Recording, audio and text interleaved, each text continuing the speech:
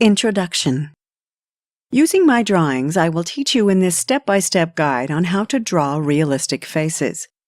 I've been drawing as a job for a total of 5 years, but I've been practicing as a hobby before that for around 20 years.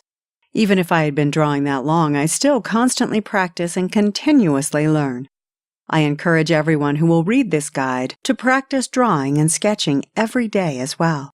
Because this guide is about drawing real people's faces, you must constantly observe different people's faces in order to master what a realistic face looks like. With each day that you observe faces and practice sketching them, you will come a step closer to making your drawings more and more realistic. If you want additional drawing tips, visit www.howexpert.com/draw. What is a realistic drawing? Basically, the realistic drawing does not look cartoony and should look like you are staring at a photograph of a real person as much as possible. Achieving realism in drawing faces relies on several things. Correct proportions. Cartoon faces look cartoony because features of the face are either exaggerated or missing. Depth. A cartoonized drawing often looks flat, like comic strip drawings, whereas a realistic drawing looks three-dimensional.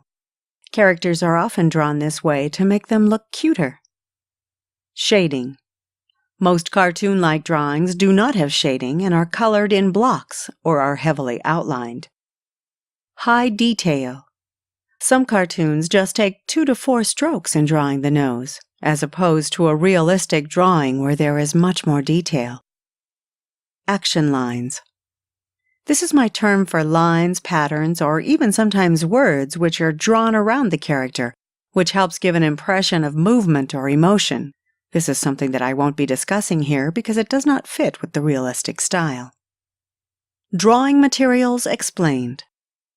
For drawing realistic faces, you can use everything from a ballpoint pen to a brush and watercolor palette.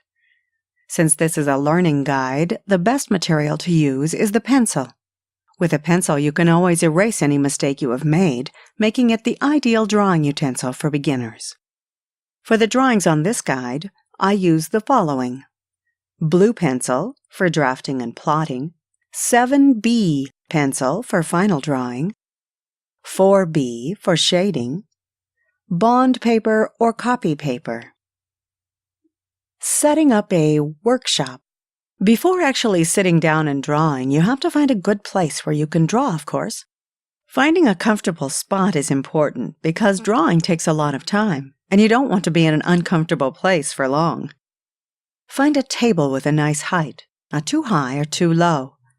A high table will just make your arms easily tired and throw your drawing proportions off, whereas a table that is too low will hurt your back and give you a headache from looking down too much.